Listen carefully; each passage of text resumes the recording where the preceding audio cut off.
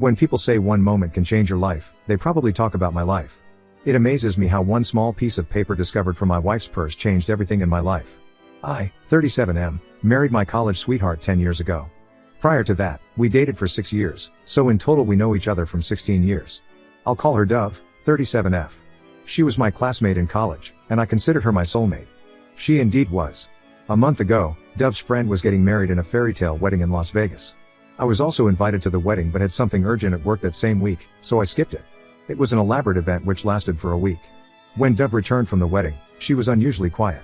I asked her if everything was fine. She said she was just tired after the week-long wedding festivities. It seemed natural to me, so I gave her the space she needed to wind up. However, it started troubling me when Dove's behavior turned cold towards me. Not only did she become quiet, but she became irritated at me. She started ignoring me and got agitated at every conversation. Not to mention, our sex life was almost null. Whenever I initiated, she used to snap at me and say she was not in a mood. It's been almost a month now since she returned from the wedding, but we didn't have one intimate moment together. If this was not enough, I found something inside her bag yesterday, which has made me anxious. It was a hospital bill. Dove had done an STD test just the next day after returning from the wedding. Isn't it weird? Why would she do that? And why she didn't tell me about this? I know it means something obvious. I love her selflessly, but I'm not a simp to just ignore such a huge red flag. I'm yet to confront her regarding my findings, but before I do, I wanted to have a complete information about the STD test. I just don't want to confront her with any half-baked information. I treasure my marriage and my relationship with Dove, and I just don't want to destroy it in a moment of impulse. I have researched my best on this subject, and while doing so, I bumped into this page where several men/women have shared their stories where they had found their partner undertaking STD tests secretively. More often than not, it is related to cheating. That is why I'm here to share my story and see if I'm overreading between the lines. I'm feeling guilty to admit this, but I have also sneaked into Dove's phone a few days ago. I scrolled through all her chat lists and call records, but I could not find anything doubtful. It was also clean. I also checked her social media account, but it was also clean.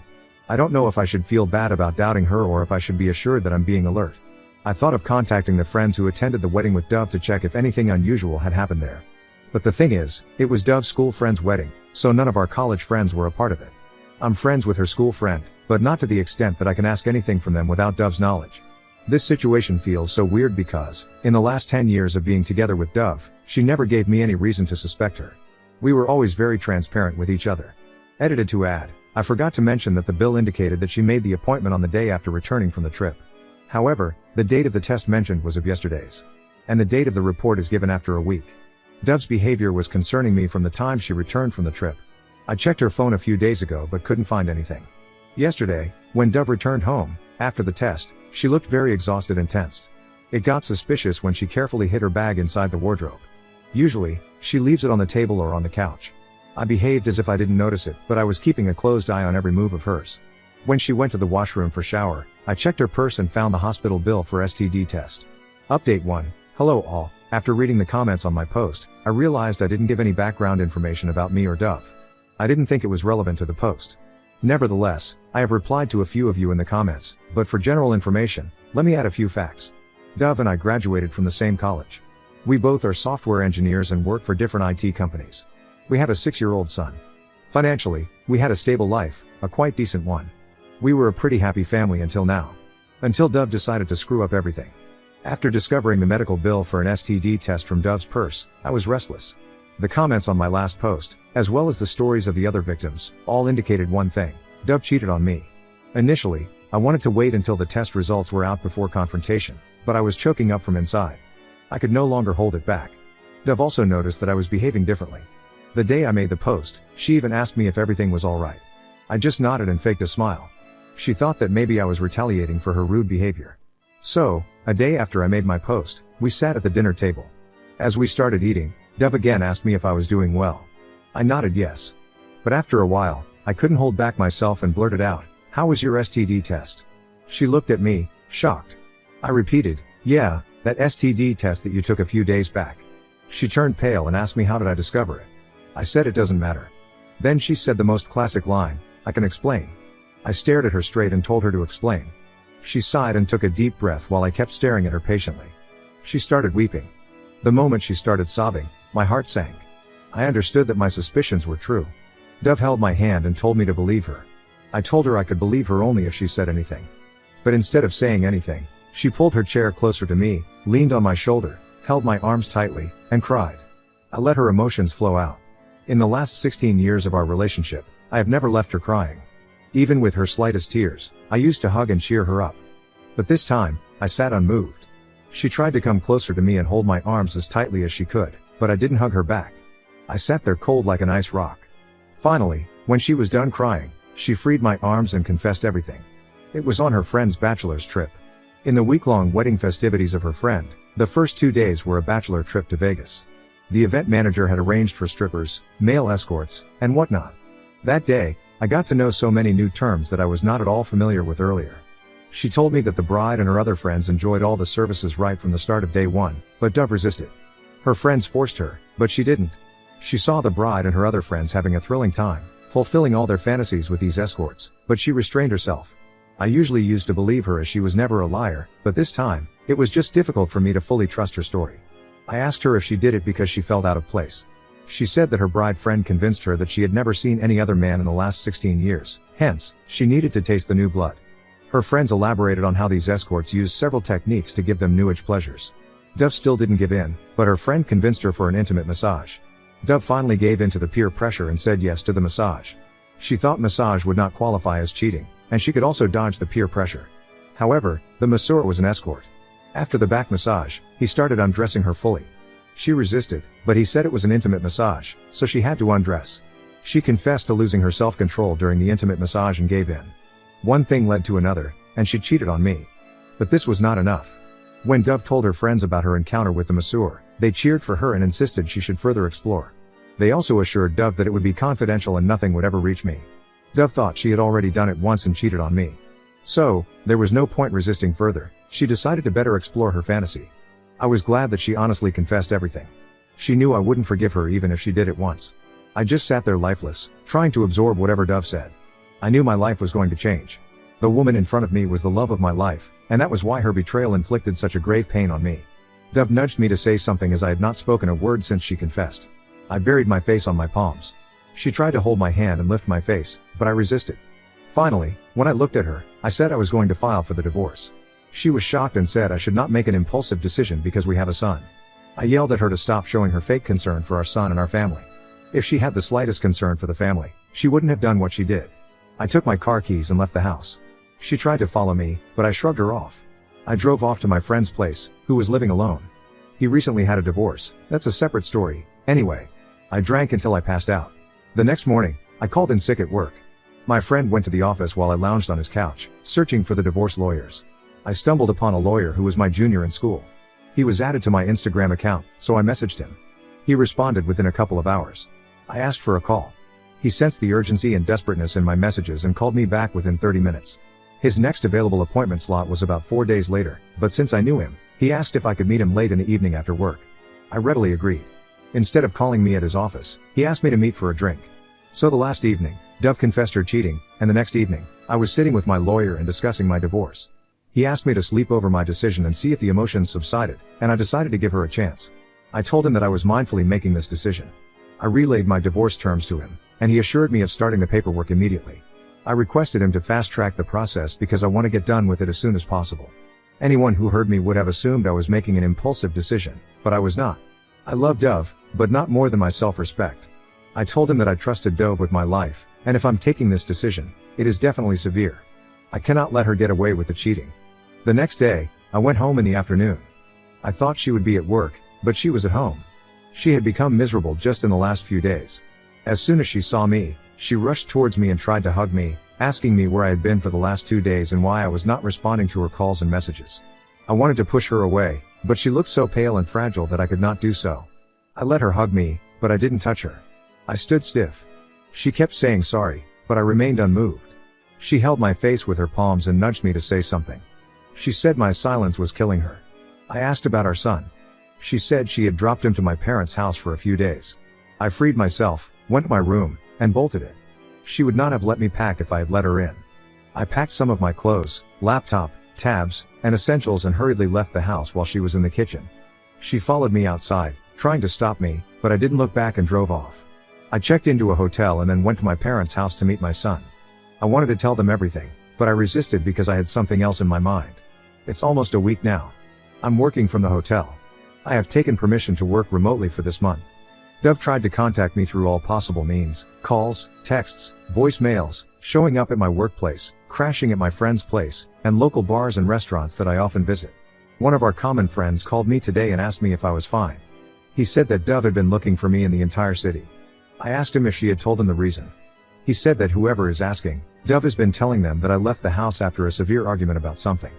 I said yes, I'm safe, but I needed some time to cool off. A few hours ago, I called up my lawyer to follow up regarding the divorce papers. He said to have it shipped to me in the next few days. I'm waiting until the divorce papers arrive. I'll make an update once I sort out this case.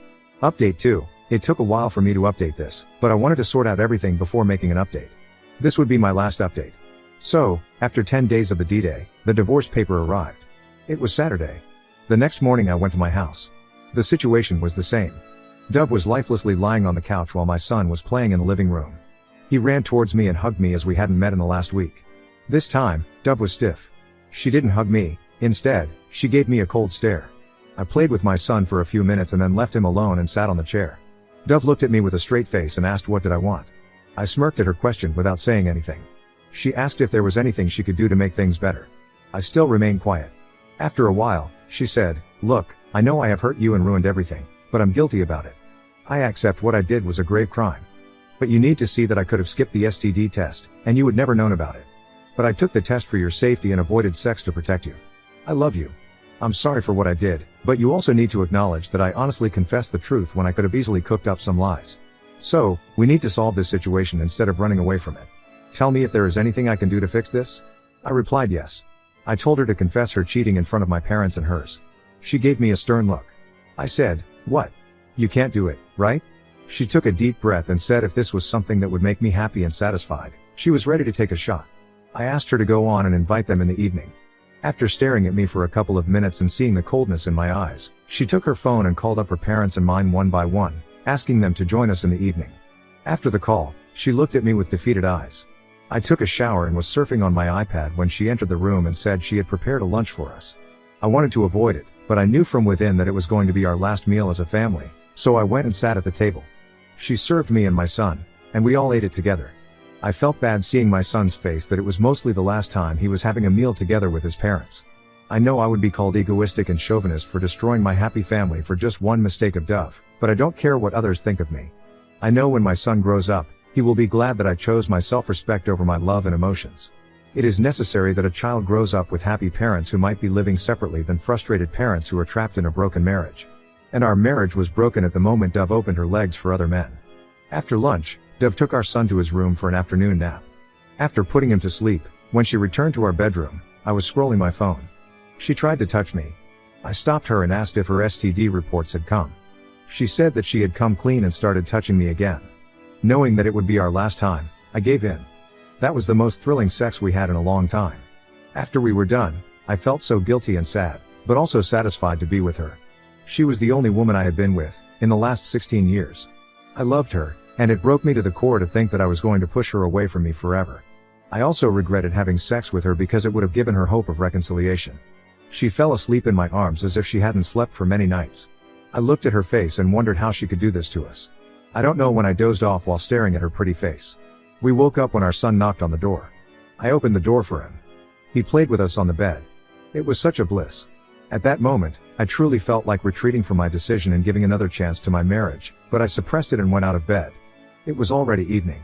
I sat in the living room waiting for my parents and in-laws to arrive. After a while, our parents were there. After everyone settled down, Dove called me into the kitchen and asked with an intense eye if I really wanted to do this. I said yes. She then went outside and told everyone that she had something to confess. She told them she cheated on me at her friend's wedding, but it didn't mean anything. She loved me and could do anything for me. She went on to say that she had confessed about this to me, and I wanted her to inform everyone about this. It happened so fast that my parents thought it to be a prank. I said it was not a prank and added that she had confessed when I found the STD test bill in her purse. Her parents looked down in embarrassment and anger. My parents were also disappointed, but they didn't say anything. I told everyone that I also had something to say, and it was that I had filed for divorce. I pulled out the divorce papers and started reading the terms of the divorce. Dove tried to interrupt me, but I continued. I gave her the house in which she and my son could live while I would move out. We both would have joint custody of our son, and I would pay my share of the child support. After reading it, I handed over the papers to her. She gave me a disgusted look and said I tricked her into this. She glanced through the papers and signed it right away. Her parents stood up and left immediately without saying a word. My parents also left, but while leaving, they asked if I wanted to move in with them for some time. I nodded and said I'll see. Dove went to our son's room and locked it from inside. Not only did she feel humiliated in front of her parents and in-laws, but she felt defeated that all those confession and humiliation was for nothing. I packed my remaining stuff and left the house. I wanted to meet my son, but I knew Dove wouldn't let me do so. That was the reason she had locked herself in his room. After that evening, I didn't get any calls or texts from Dove. After 45 days or so, we were presented in the court, where our divorce was settled amicably as none of us contested. We didn't say anything to each other and parted ways after it was over. It's been more than a week since the divorce was settled. I have been busy throughout, finding a house and settling in there. We may cross paths because of our son, but it is going to be only transactional. I still feel empty and frustrated because I know I have also hurt her and humiliated her. Maybe we both got what we deserved. Now on to the next story. Story 2. I divorced my wife for wanting baby's surname as same her ex who passed away. My wife and I had difficulties in conceiving due to an accident I had when I was younger. After 3 years we finally had our daughter 3 weeks ago. Baby and mom are home and healthy, but I have been on the couch due to an issue over the surname. My wife was previously in a long-term relationship with her ex who committed suicide due to mental health issues after he returned from service abroad. Her son from her first relationship lives with us and is 12 in a month's time. Her son has her ex's surname. She wants our baby to have her ex's surname. She still goes by that name, so that her son doesn't feel left out from his new sibling and future siblings, and because he had a better name than mine. I tried to compromise by saying since I practically raised her son he can have my surname, that way he won't feel left out, and she can take my name too. She said no as he has had his name all his life and shouldn't have to change it to appease me. I tried to explain that they have 2 separate fathers so it's natural that they have different names. I suggested she use her maiden surname and hyphenate it with mine for our baby and she can hyphenate her maiden name with her ex's for her son, that way the siblings will have almost the same name. That was turned down too. We have to register the baby's name next Thursday. I told her that we should probably get couples therapy and in the meantime register her with my name. She turned that down too and said she went through the trouble of carrying her and pushing her out, and she should get to decide this on her own. I even asked her son and he said he doesn't mind having separate names as he knows his father was his father but I am dad. He doesn't care if his sister has a different surname. I told my wife this and she said I am emotionally manipulating her son. We had an argument 5 days ago and haven't spoken much. I didn't want it to continue like this as this should be our happy moments. 2 days ago I told her that the baby either gets my surname or we are getting a divorce. I told her that perhaps her dead husband could help raise our daughter with her since she doesn't want to acknowledge me as the dad. She called me a manipulator and says it's not fair that she doesn't get to decide the baby's first name on her own or the surname. Her suggestions for the first name when she was pregnant were feminine versions of her ex's name, think Alexis, Alexia, Alexandra for Alexander, and his actual name if we had had a boy. Today I called a solicitor and she overheard. She is telling me that I am forcing her into a corner with this name thing even though we went with her choice of first name after I sifted out the one similar to her ex's. And my choice is a middle name. I just want some outside opinions on whether I am doing the right thing. Like what am I doing with life anymore? It's so messed up. She is 43. Most of her life was under her maiden name. She has gone under his, deceased ex, name for about 10 years but she didn't officially change it until she added her ex-husband first and middle name to her son's official name when he was 7, then she changed hers too. We were dating and exclusive but I didn't mind thinking she was doing it for her son. It has only been her legal name for about 6 years. She also wanted to give our daughter a feminine version of his name, and the exact same name as her ex's if we had had a boy. Yes, she kept her ex's name and I was fine with that as she explained she wanted to have the same name as her son. But it seems she was keeping it for other her reasons as she thinks it sounds better than mine. In the beginning she did bring him up a lot in the suicide. I was okay with but a few years and I had a talk with her. She brought him up less and less. Then she changed her son's name and also her own. I didn't mind as she wanted the same name as him, and she was married to him so I figured it was okay for her to change it even if she did it years after he died. When we were discussing marriage she said she didn't want to change her new name to mine as mine is just bland. I didn't mind. Romantically we were okay, we had a period of dead bedroom but fixed our issues without therapy. She likes that I am good with her son but won't let me adopt him. This caused a rift but to keep the peace I backed down. While trying for a baby we were more like roommates but she really wanted a baby and so did I. We were overjoyed when we found out it was a girl as she always wanted one. Making a list of names and middle names caused some arguments but not major ones. A quick update as my DMs were full of requests. Update, From the advice given on here, I contacted the registration office and they told me that as long as you are married, only one parent is needed for the name registration. I wanted to appeal to her better nature and got her, mine and her ex's parents involved. Her sister tagged along for this mediation/discussion. Turns out my parents, and my 3 siblings via group chat, are the only ones that agreed with me on either my surname or her maiden name. Her parents and sister, also her other siblings via group chat, agreed with her, saying I should do it as she was the one that carried her. Surprisingly, her ex's parents thought it would be a nice gesture to name my daughter with their surname, and to my shock revealed the first name I agreed to that was her suggestion, which wasn't a female variant of her ex's, was the name her ex wanted to name their child if they had had a girl instead. She blushed when that piece of information got out when I called her on it. I asked her if it would be fair to name our daughter after one of my exes, to which she replied that I only had a body count of 3 and that 2 had the same name and both names were ugly. When everyone left, I tried to reason with her, but she slammed the bedroom door in my face and locked it. During the discussion with the parents, I tried asking her ex's parents if they would be okay with me naming their grandson after me after I adopt him, and they said they would never allow either adoption or name change. When I asked them if it was fair for my daughter to have their name, they said they felt their grandson was closer to his sister than I was to her as a father, and both should have the same surname. They also ridiculed my choice in both first and middle name for my daughter in addition to my surname. This is a couple that I up until that point had a reasonably good relationship with.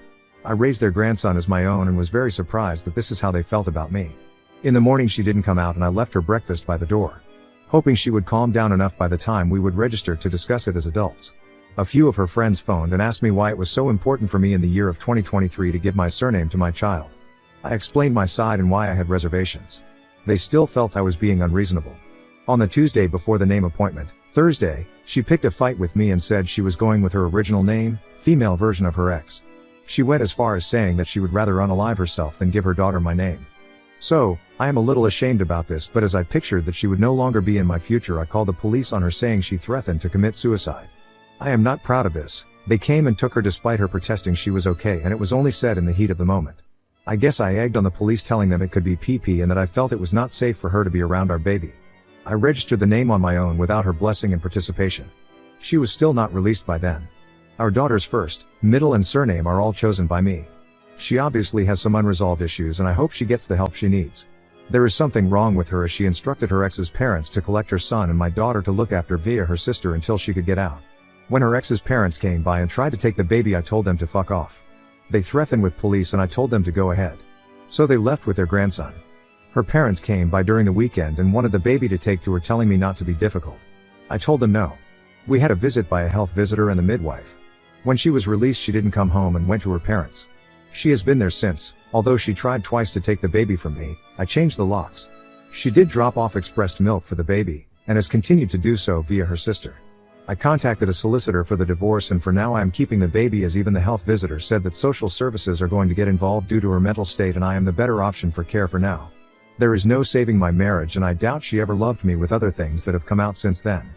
I will always love her son and hold out hope that someday when he is old enough to make his own decisions he will seek me out. But as my solicitor put it, don't hold your breath for that to happen. My older brother and his wife are staying with me to help out for now. Their children are all teens and they have done this new baby thing 5 times and all their children made it to teenhood, so I am listening to all their advice. So there it is.